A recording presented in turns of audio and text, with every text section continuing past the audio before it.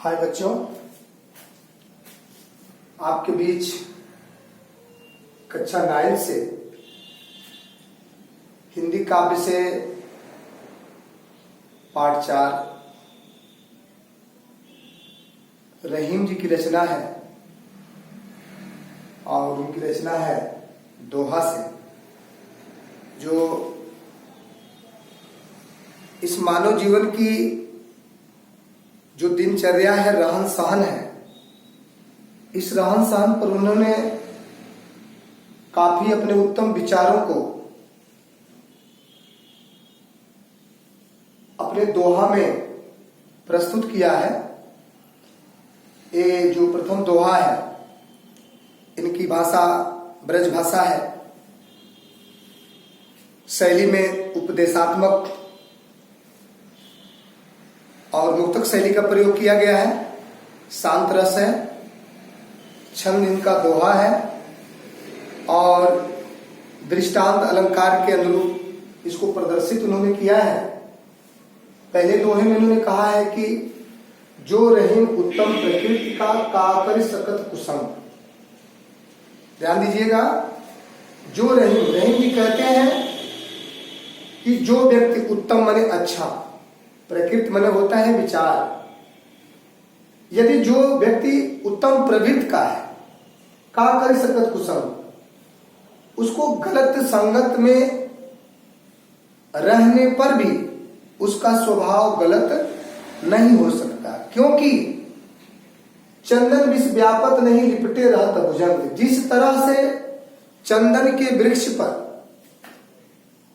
विष व्यापत नहीं लिपटे रहत भुजंग, भुजंग माने होता है सर्प। जिस तरह से चंदन के वृक्ष पर भुजंग माने काला सर्प लिपटा रहता है और यह चंदन का वृक्ष इस सर्प के विष को ग्रहण नहीं करता, उसी तरह से उत्तम प्रवृत्ति का व्यक्ति गलत संगत में भी रह करके अपने विचारों को गलत नहीं करता है।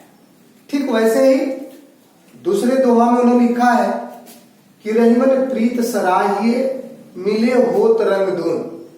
बड़ी ऊंची बात। रहीम जी कहते हैं कि उसी प्रीत की सराहना करनी चाहिए जिसमें दो रंग मिले हो। धुन माने होता है दो गुना। उसी प्रीत की सराहना करनी चाहिए जिसमें दो रंग मिल करके वो दो गुना कर दे संबंध को। जो जर्दी हरदी तजे, जो का मतलब होता है जैसे तुरंत, जर्दी का मतलब होता है पीलापन, हल्दी का रंग पीला होता है, तो जो जर्दी हरदी तजे तजे सफेदी चून। सफेदी का मतलब होता है चूना, सफेदी का मतलब होता है सफेद, चून का मतलब होता है चूना। तो जैसे हल्दी और चूना एक में मिश्रण जब किया जाएगा तो हल्दी अपने पीलापन को छोड़ देती है और चूना अपने सफेदी को छोड़ देता है, तज देता है, छोड़ देता है। यानी सफेदी, चूना अपने सफेदी को तेज देता है, छोड़ देता है, और हल्दी अपने पीलापन को छोड़ देती है। उसी तरह से रहीम जी कहते हैं कि उसी प्रीति की सराहना करनी चाहिए जो दो रंग मिल करके, दो प्रेम करने वाले लोग एक साथ मिल करके उनका प्रेम क्या हो जाना चाहिए, एक अलग अलग रंग में परिवर्तित होकर के दो गुना होना चाहिए। उसी प्रीति की सराहना करनी चाहिए। दूसरे दोहे में उन्होंने ठीक वही भाषा ब्रज भाषा है, उपदेशात्मक मुक्तक है और छंद दोहा है। और तीसरे उन्होंने कहा है दोहे में कि टूटे सुजन मनाइए जो टूटे 100 बार। रहीम जी कहते हैं कि जो टूटे सुजन मनाइए। सुजन का मतलब होता है कोई अपना अधिक, जिसको हम चाहने वाले हो। टूटे सुजन मनाइए, टूटे का मतलब रूठ जाना। सुजन अपना कोई व्यक्ति, जो टूटे 100 बार। यदि कोई सज्जन व्यक्ति रूठ जाता है तो उसको एक बार नहीं, दो बार नहीं, उसको 100 बार मानाना चाहिए। क्योंकि रहीमन फिर पोइए टूटे मुक्ताहार। मुक्ताहार का मतलब होता है कि मोतियों का माला। जैसे रहीम जी कहते हैं कि जैसे मुक्ताहार वाले मोती का माला बहुमूल्य है, कीमत वाला है, टूटने पर बार बार उसको क्या करते हैं, पिरोते हैं, उसको एक में गूंथ करके उसको फिर धारण करते हैं। उसी तरह से यदि सज्जन व्यक्ति एक बार नहीं 100 बार उठता है तो उसको 100 बार क्या करना चाहिए, मना देना चाहिए। इसमें भी ब्रज भाषा है और भाषा शैली है। इसमें छंद जो है दोहा है, इसमें भी अलंकार दृष्टा अलंकार है और मुक्ति अलंकार है। और इन्होंने चौथे दोहे में कहा है कि रहीमन असुआ नैन है जिय दुख प्रकट करे। बड़ी अनमोल बात। रहीम जी कहते हैं कि असुआ नैन, नैनन माने होता है नेत्र, आंख, असुआ माने आंसू, ढारी माने गिर जाना, जिय दुख प्रकट करे, जी माने हृदय, दुख। जब आदमी के, मनुष्य के आंखों से जब आंसू गिर जाता है तो वो अपने दुख को क्या करता है, इस आंसू के माध्यम से प्रकट कर देता है। और जा ही निकारो गेहत, जो व्यक्ति घर से निकल जाता है कसल भेद कहिए। अगर घर से कोई व्यक्ति निकल जाता है, अगर आप उसको घर से निकाल देते हैं तो निश्चित तौर पे अपने घर का भेद दूसरे से कह देता है। उसी के तरह यदि आंखों से आंसू गिर जाता है तो उस आंसू गिरने की भावना को दूसरे व्यक्ति को समझ जाना चाहिए कि इस व्यक्ति के आंसू ढहने का मतलब, गिरने का मतलब कि वो अपने किसी न किसी दुख को क्या कर रहा है, प्रकट कर रहा है। और आगे कह रहे हैं कई रहीम संपत्ति सगे बनत बहुत बहुरीत। बड़ी ऊंची बात। रहीम जी कहते हैं कि संपत्ति सगे, सगे माने होता है अपना, बनत बहुत बहुरीत। कह रहे हैं कबीर रहीम जी कि रहीम संपत्ति सगे, यदि संपत्ति है, धन संपदा है तो बनत बहुत माने बहुत, रीति संबंधी बहुत होते हैं। यदि आपके पास संपत्ति है, धन दौलत है तो आपके क्या है, रिश्तेदार, हित नात, दोस्त, मित्र बहुत है। लेकिन अच्छा सगा संबंधी तब होता है विपत्ति कसौटी जे कसे ते ही साचे मीत। विपत्ति के समय जो व्यक्ति उसके दुख में यदि शामिल है तो उससे बड़ा कोई मेरा मित्र नहीं है। ये नहीं कि सुख में है तो हम आपके मित्र हैं, आप पे दुख पड़ता है तो हम आपके मित्र नहीं है। तो ऐसे मित्र की हमें कोई आवश्यकता नहीं है। वह मित्र वही जो विपत्ति के समय, दुख के समय, उस व्यक्ति के दुख के समय शामिल है तो वो सबसे मेरा अच्छा मित्र है। आगे इसमें जो है ये अनुरुक्ति अनुप्रास जो अलंकार है, इसमें अनुप्रास अलंकार और रूपक अलंकार का प्रयोग किया गया है। भाषा ब्रज भाषा है और रस शांत रस है और दोहा जो छंद है, छंद जो दोहा के रूप में है। तो ये आगे इन्होंने कहा है, रहीम जी कहते हैं कि जाल परे जल जात बही तज मिलन को मोह। देखिए अनमोल बात कितनी उन्होंने कहा है कि जैसे मछली मारने के लिए जब कोई माझी जब जाल डालता है किसी नदी में, किसी तालाब पोखरे में, तो जाल परे जल जात बही, जब जाल से मछली मारने के लिए जब पानी में डालता है तो वो जाल तज मिलन को मोह, मिलन माने होता है मछली, मछली के प्रेम को, स्नेह को छोड़ करके वो पानी बह जाता है और उस जाल में मछली आ जाती है। रहमन मछली नीर को तज न छाड़त छो। जैसे वो मछली जल से विरक्त होती है, अलग होती है, नीर माने पानी, पानी से जैसे अलग होती है मछली, तब न छाड़त छो, उसके बिछोह में, उस पानी के प्रेम के बिछड़ने पर उसके दुख को सहन न करके वो मछली अपने आप को क्या करती है, मृत्यु को प्राप्त कर जाती है। तो इसलिए मित्रता है, संबंध है तो एक दूसरे पर निर्भर होता है और उसी मित्रता का इसमें वर्णन किया गया है कि जैसे मछली जल से अलग होती है तो मछली पानी के प्रेम को नहीं भूल पाती है और उसके बिछोह में अपने प्राणों को त्याग देती है। और इसमें अनुक्ति अलंकार का प्रयोग किया गया है, ब्रज भाषा, केवल इसमें अलंकार का प्रयोग इसमें किया गया है, बाकी सेम पिछले की तरह है। और आगे उन्होंने कहा है रहीम जी ने, दिन सबन को लखत है, दिन ही लखे न को। रहीम जी कहते हैं कि दिन मने दिन होता है, सबन मने सभी, लखत मने परखना। यह समय सबका परख करता है, दिन ही लखे न को, लेकिन समय का पहचान कोई नहीं कर पाता है। क्योंकि जो रहीम दिन ही लखे, रहीम जी कहते हैं कि जिसने दिन का परख किया, समय को परख लिया, दिन बंधु सम हो, वह एक भगवान की तरह हो जाता है, भगवान के समान हो जाता है। इसलिए कि समय के अनुरूप व्यक्ति के ऊपर सुख दुख एक दूसरे का पूरक होता है। इसलिए जो रहीम दिन ही लखे, समय के हालात को जो परख लेता है, दिन बंधु सम होई, वो भगवान के समान हो जाता है। और इसमें गुण प्रसाद है, अनुप्रास अलंकार का प्रयोग है, भाषा ब्रज है। और अगले दोहे में उन्होंने कहा है कि प्रीतम छवि नयनन बसी, पर छवि कहाँ समाए। इसमें रहीम जी कहते हैं कि प्रीतम मने परमात्मा को कहा गया है, छवि मने उसके गुण, नयनन बसी, जो व्यक्ति परमात्मा के छवि को अपने आंखों में बसा लिया है, पर छवि कहाँ समाए। अब उस आंखों में दूसरे की छवि, दूसरे के गुण को उसमें धारण नहीं कर सकता, क्योंकि भरी सराय रहीम लकी। यदि किसी रास्ते से कोई पथिक जा रहा है, पथिक आप फिर जाए, देखेगा कि उस रास्ते पर पथिक की बहुत जनसंख्या है, बहुत काफी भीड़ है, वह ऑटोमेटिक, वह अपने आप पथिक मने राहगीर फिर वापस क्या होता है, चला जाता है। इसी तरह से जब परमात्मा की छवि आपके आंखों में बसा है, तो दूसरे की छवि को आपके आंखों में बसना संभव नहीं है। इसमें गुण प्रसाद अनुप्रास अलंकार का इसमें भी प्रयोग किया गया है।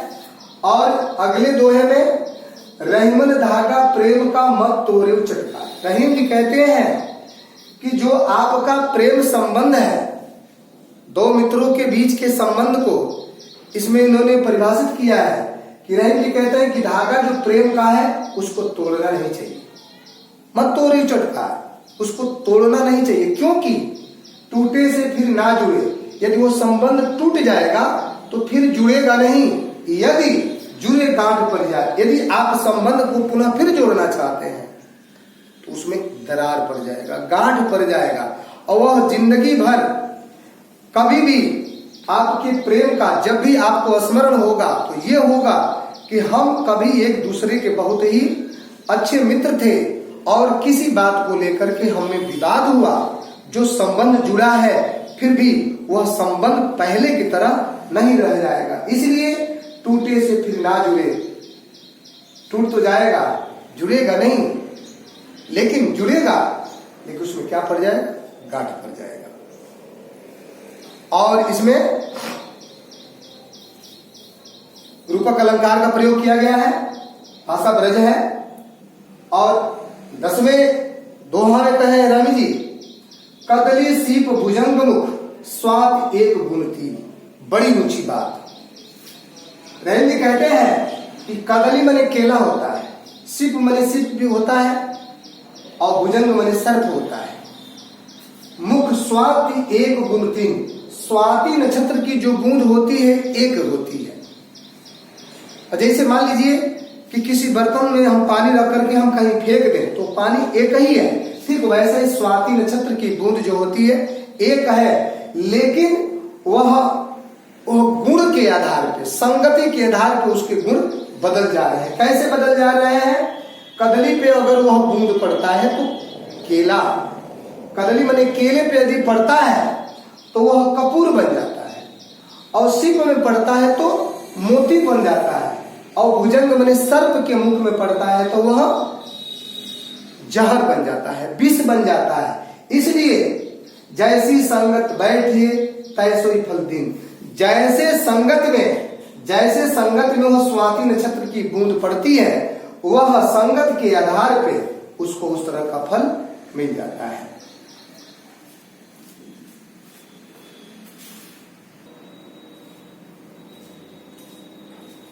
तो वैसे ही अगले दोहे में रहीम जी कहते हैं, जो हमने 10वां दोहा पढ़ा था उसमें अनुप्रास और दृष्टांत अलंकार का प्रयोग किया गया था।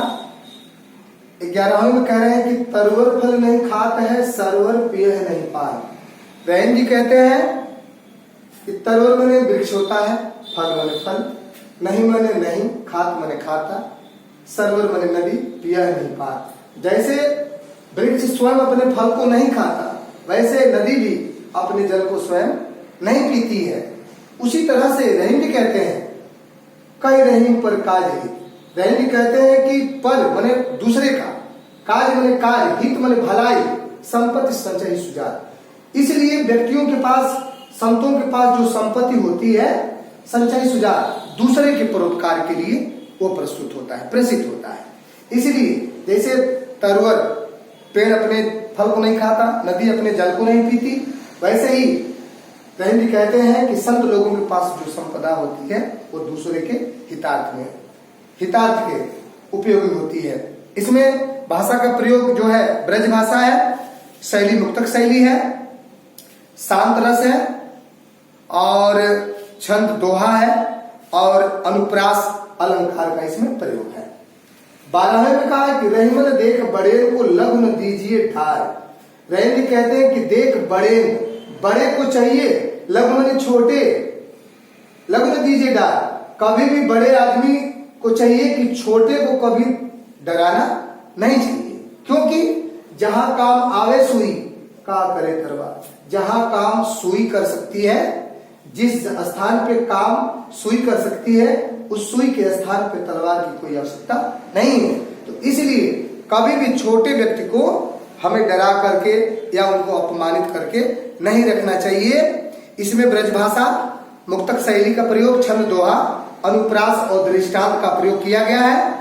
और अगले दोहे में यूं रहीम सुख होत है, बढ़त देख निज गोत। रहीम जी कहते हैं कि यूं रहीम सुख होत है, जैसे रहीम जी कहते हैं कि जैसे अपनी बड़ी बड़ी आंखों को देख करके अपने आप को सुख शांति मिलती है, तो इसलिए कह रहे हैं कि यो रहीम सुख होत है, बढ़त देख निज गोत। जैसे रहीम जी कहते हैं कि सुख मने सुख होता है, बढ़त देख निज गोत। निज मने अपना, गोत मने अपने परिवार की बढ़ती हुई संपदा को देख करके अपना परिवार जैसे आगे बढ़ता है, तो जिससे अपने आप को सुख शांति मिलती है, वैसे यूं बड़ी अखिया निरखी, जैसे अपनी बड़ी आंखों को देख करके आंखों को क्या मिलता है, सुख मिलता है।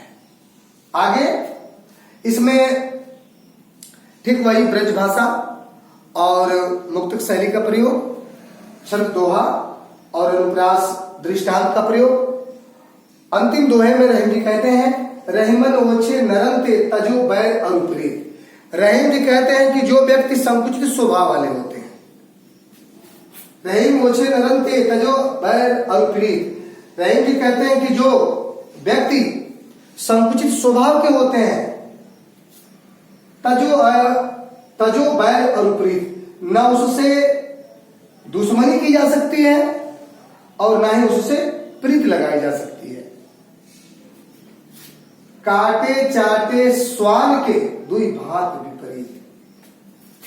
जैसे संकुचित स्वभाव के व्यक्ति से न तो शत्रुता की जा सकती है, न तो मित्रता की जा सकती है, उसी तरह से क्योंकि काटे चाटे स्वान के, स्वान माने होता है कुत्ता, तो जैसे कुत्ते को का स्वभाव कैसा होता है, कुत्ता या तो काट ले या तो चाट ले। काटेगा तो भी जहरीला, चाटेगा तो आपकी शरीर जो होती है अपवित्र होती है। दुई भात विपरीत, काटना और चाटना दोनों ही मनुष्य के लिए क्या है, बेकार है। इसमें भी अनुप्रास अलंकार, अनुप्रास और दृष्टांत का प्रयोग किया गया। भाषा ब्रज है, शैली मुक्तक और छंद दोहा। ये जो आपके बीच जो रहीम जी की रचना दोहा है, ये समाप्त होता है। मुझे विश्वास हुआ कि आपको समझ में आया होगा और आप अपने विवेक से, आप अपने तरह से किताबों से, पुस्तक से देख करके आप चाहेंगे तो नोटबुक्स बना करके तैयार कर सकते हैं। और हम फिर अगले पार्ट को लेकर के अगले वीडियो में हाजिर होंगे। आपका दिन शुभ हो।